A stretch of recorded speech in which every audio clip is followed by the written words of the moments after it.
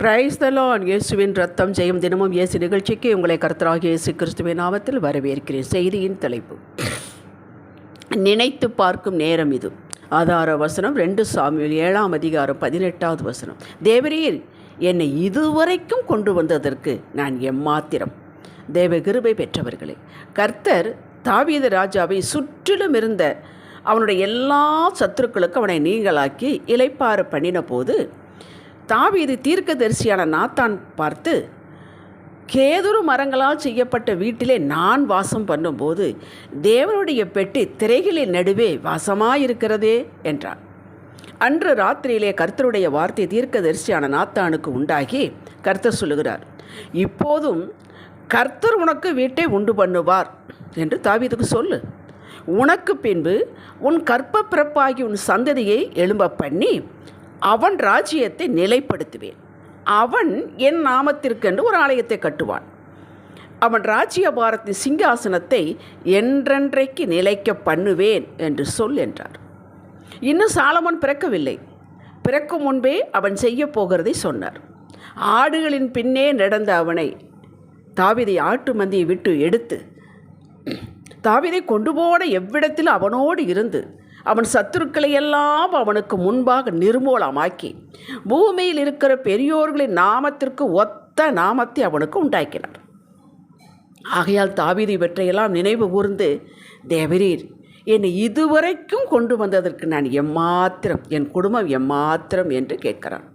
ஆதியோடு அந்தமாக தனது காலங்களை நினைத்து நன்றி செலுத்துகிறான். அதே போல நாமும் நமக்கு நினைவு தந்த நாளிலிருந்து இன்று வரை நாம் அவரிடம் பெற்ற நன்மைகளை, நம்மை நடத்தி வந்த பாதைகள், நம்மை தப்புவித்த தருணங்கள், நாம் செய்த தவறுகளிலிருந்து, பிசாசு கொண்டு வந்த தடைகளிலிருந்து, சூழ்நிலைகளால் வந்த தொந்தரவுகளிலிருந்து, அத்தனையிலிருந்து நம்மை தப்புவித்து நடத்தி வந்தாரே, நாம் இதற்கு என்ன செய்வோம்? நம்மை நினைத்ததற்கும் காத்ததற்கும் உயர்த்தி வைத்ததற்கும் நாம் எம்மாத்திரம்? வருஷத்தின் நிறைவு நாளாகி இன்று நாம் இதை நினைக்க வேண்டும். முழு மனதோடு நன்றி சொல்ல வேண்டும். சங்கீதங்களை இன்பமாக பாடினவன், தீர்க்க தரிசனம் உரைத்தவன் தாவீது. தேவனுக்காக வைராக்கியம் கொண்டவன், ராஜ அபிஷேகம் பெற்றவனே அப்படி சொல்வான் என்றால், இவ்வளவு தாழ்மையை காண்பிப்பான் என்றால் நாம் எம்மாத்திரம்? பேதுருவும் இப்படித்தான் தனது நிரூபங்களில் நாம் ஒன்றுமில்லை என்றும் நம்மை தமது மகிமையின் ராஜ்யத்தின் மக்களாக ஏற்றுக்கொண்டார் என்றால் நாம் எம்மாத்திரம் என்கிறார். சிதறுண்ட ஆடுகளைப் போல இருந்தீர்கள், இப்பொழுதோ உங்கள் ஆத்துமாக்களுக்கு மேய்ப்பரும் கண்காணியுமானவரிடத்தில் திருப்பப்பட்டு இருக்கிறீர்கள், அதாவது கொண்டு வந்து விடப்பட்டிருக்கிறீர்கள். 1 பேதுரு 2:25 சொல்லுகிறான். அப்போ நாம் எம்மாத்திரம்? நினைத்து பாருங்கள். சாதாரண மீனவன் பேதுரு, இவனை கொண்டு கர்த்தர் செய்த காரியங்கள் எண்ணில் அடங்காதவை. பவுல் புதிய ஏற்பாட்டில் 3/4 பகுதி எழுதியவன், நன்கு வேதத்தில் தேறினவன். அவன் சொல்கிறான், பாவியிலே பிரதான பாவியினான். கர்த்தர் என் மேல் இரக்கம் வைத்ததால் இதையெல்லாம் செய்ய முடிந்தது என்கிறார். மக்களே, நம் பலம் ஒன்றுமில்லை, பராக்கிரமம் ஒன்றுமில்லை, அவருடைய ஆவியினாலே எல்லாம் ஆயிற்று. நம்முடைய பக்தி வைராக்கியத்தை நினைத்து பாருங்கள். அவரை தேடின காலங்களும் உண்டு, நேரமில்லை என்று சொன்ன நேரங்களும் உண்டு, ஜெபித்த காலங்களும் உண்டு, விரக்தியாக விட்டுவிட்ட காலங்களும் உண்டு. ஆனால் இதையெல்லாம் அவர் கணக்கில் எடுத்தாரா? கண்முனிவில் காத்தாரே, போஷித்தாரே, விடுவித்தாரே, தப்புவித்தாரே. இவைகளை இன்று நாம் நினைப்போமாக. ரூத்தின் சரித்திரம்தான் நம்முடைய சரித்திரம். இந்த தேவன் வேண்டுமென்று வயதான மாமியோடு வந்தவள், அவளுக்கு வேறு என்ன தகுதி இருக்கிறது?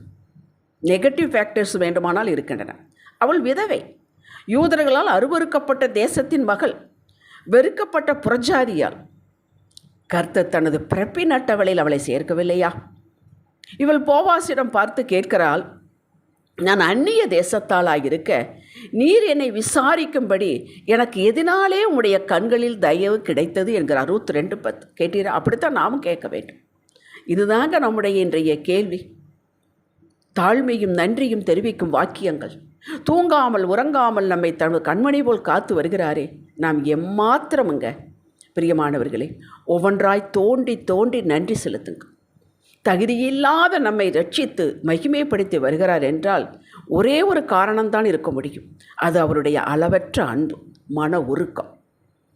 இதற்கு ஈடாய் நாம் எதையும் கொடுத்து விட முடியாது. தாவீது சொன்னது போல் இந்த ரட்சிப்பின் பாத்திரத்தை எடுத்துக்கொண்டு உங்களை தொழுது கொள்வதல்லாமல் வேறு என்ன செய்ய முடியும் என்று கேட்டது போல நாமும் இதைத்தான் செய்ய வேண்டும். முடிந்தால் ஒரு நேர உணவை தவிர்த்து ஒரு உபவாசம் போட்டு நன்றி பலி மாத்திரம் செலுத்துங்க. உங்களை திடப்படுத்தி இது என்ன, இதிலும் பெரிதானவைகளை காண்பாய், யோவான் 1:50 என்று உங்களை உற்சாகப்படுத்தி மேன்மைப்படுத்தி ஆனந்தப்படுத்தி குஷிப்படுத்தி புதிய ஆண்டிற்குள் அவரே கரம் பிடித்து அழைத்து சொல்வார். எனக்காகவும் இந்த ஊழியத்திற்காகவும் நீங்கள் இவ்வளவு காலம் ஜெபித்து வந்த உங்களை இருகரம் கூப்பி மனதார நன்றி செலுத்துகிறேன். இப்படி நாம் ஒருவருக்கொருவர் தேற்றி ஒருவரொருவர் பக்தி விருத்தி உண்டாகும்படி செய்வோமாக.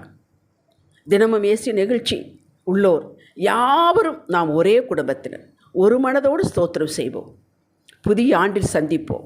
ஹல்லேலூயா. ஜெபிக்கலாம். தகப்பனே, இந்த செய்தியின் மூலம் எங்கள் உள்ளங்களையெல்லாம் இணைத்தமைக்கு ஸ்தோத்திரம். 12 மாதங்கள் கொடுத்த வாக்குகளை நாங்கள் நினைக்கிறோம். நீர் அதை நினைவில் வைத்து அப்படியே அதை செய்து கொண்டிருக்கிறீரே, அதற்கு ஸ்தோத்திரம்.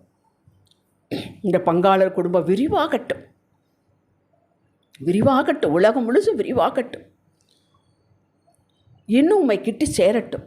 ஆவிக்குரிய ஆசீர்வாதங்களினாலும் உலக பிரகாரமான ஆசீர்வாதங்களினாலும் நீர் எங்களை நிரப்புவீராக. எங்களை உற்சாகப்படுத்தி புத்தாண்டிற்குள் உடைய கரம் பிடித்து எங்களை அழைத்து செல்வீராக. மகிமை உமக்கே, இயேசுவின் நாமத்தில் பிதாவே, அமேன். இன்றைய சிந்தனைக்கு நன்றியுள்ள இருதயமே ஆசீர்வாதங்களின் திறவுகோல் கண்டோம். ஆமேன். அல்லேலூயா.